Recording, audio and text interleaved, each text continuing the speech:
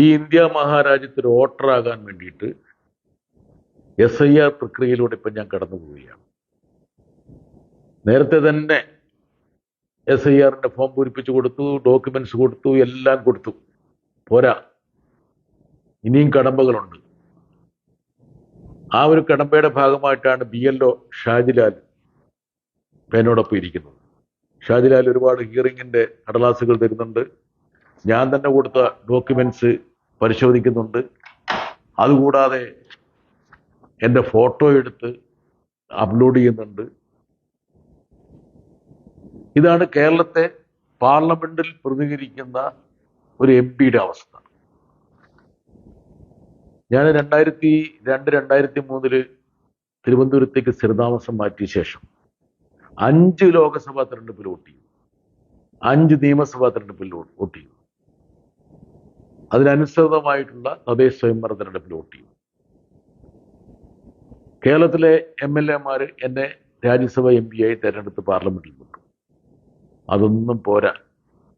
ഞാനൊരു വോട്ടറാണെന്ന് ജ്ഞാനേഷ് കുമാറിനെയും സംഘത്തെയും ബോധ്യപ്പെടുത്തണമെങ്കിൽ ഞാൻ ഈ പ്രക്രിയയിലൂടെ കടന്നു പോകുന്നു. എൻ്റെ അവസ്ഥ ഇതാണെങ്കിൽ ഷാജിലാലെ, സാധാരണക്കാരൻ്റെ അവസ്ഥ എന്താകുന്നത്? എന്തായിരിക്കും അവൻ്റെ അവസ്ഥ? ഈ SIR എന്നൊക്കെ ഞങ്ങൾ പറയുമ്പോൾ എന്താണ് ഇതിൻ്റെ കാഠിന്യം, എങ്ങനെയാണ് ഇത് നമ്മുടെ വോട്ടർമാരെ പ്രതികൂലമായി ബാധിക്കുന്നത് എന്നുള്ളത് പലർക്കും അറിയില്ല. ഷാജിലാലിനെ ബോധ്യപ്പെട്ടിട്ടുണ്ടോ?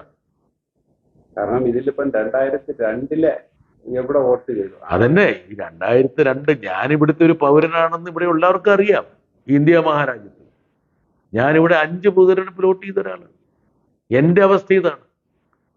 ഈ കേരളത്തെ പ്രതിദാനം ചെയ്യണമെങ്കിൽ ഞാൻ ഇവിടുത്തെ ഒരു വോട്ടറായിരിക്കണം. ഒന്നും വേണ്ട, ഞാൻ ഇവിടുത്തെ സ്ഥിരതാമസക്കാരനാണല്ലോ, അതിനുള്ള എല്ലാ ഡോക്യുമെന്റ്സ് തന്നു. അതുപോരാ. ഇതാണ് ഇന്ത്യയിൽ ഇപ്പം നടന്നുകൊണ്ടിരിക്കുന്നത്. ഇനിയിപ്പോൾ എൻ്റെ പിതാമഹന്മാരുടെ രേഖകൾ കൂടി ഞാൻ കണ്ടെത്തി കൊടുക്കേണ്ടി വരും. ആ രൂപത്തിലേക്കാണ് കാര്യങ്ങൾ നീങ്ങുന്നത്. ഈ രാജ്യത്ത് ജനാധിപത്യം എത്ര ദുഷ്കരമാകുന്നു എന്നുള്ളതിൻ്റെ ഒരു ദൃഷ്ടാന്തമാണ്. ഷാജിലാലിനെ ഞാൻ കുറ്റപ്പെടുത്തില്ല. ആ പാവപ്പെട്ടവൻ അയാളുടെ ജോലി ചെയ്യുകയാണ്. എനിക്ക് അദ്ദേഹത്തിനോട് അനുതാപം മാത്രമാണുള്ളത്. ശരി, താങ്ക് യു.